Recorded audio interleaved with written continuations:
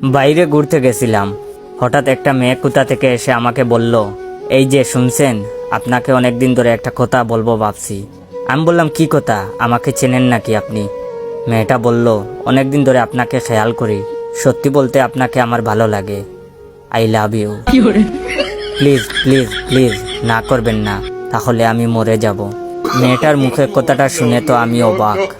এত সুন্দর মেয়ে আমাকে আই লাভ ইউ বলেছে। আমার যে চেহারার ভিউ, মনে হয় কোনো মেয়ের গলায় নাইফ ধরেও বলবে না কোনোদিন আই লাভ ইউ। মেয়েরা আই লাভ ইউ বলা তো দূরের কথা, আমাকে পাত্তাও দেয় না, অথচ এই মেয়েটা আমাকে আই লাভ ইউ বলেছে।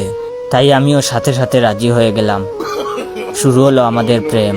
তখন মেয়েটা আমাকে বলল, ওয়েট, ভিডিওটা শেষ করার আগে আমার অরিজিনাল টিকটক অ্যাকাউন্ট বাইসা বনফায়ার আর ইউজার নেম ইওর জয় অ্যাকাউন্টটাকে ফলো দিয়ে রাখেন। আর ভাইয়ের আইডির রিচ ডাউন, তাই সবার সামনে ভিডিও যায় না, তাই একটু কষ্ট করে ভাইয়ের এই খারাপ সময় ভাইয়ের এই ভিডিওটা আপনার 15 জন বন্ধুকে শেয়ার করবেন। তখন মেয়েটা আমাকে বলল, বাবু চলো না ঘুরতে যাই। আমি বললাম, কোথায়? মেয়েটা বলল, নদীর পাড়ে। আমিও রাজি হয়ে গেলাম।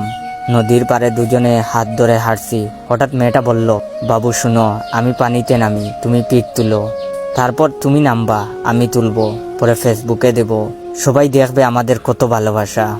আমিও রাজি হলাম। কথা মতো পানিতে নামলো, আমি পিক তুললাম, তারপর ও উঠলো। আমি পানিতে নামার আগে ওকে মানি ব্যাগ আর ফোনটা দিয়ে বললাম, রাখো এগুলো, পানিতে নামলে ভিজে যাবে। এই বলে ওকে পিক তুলতে দিয়ে পানিতে নেমেছি।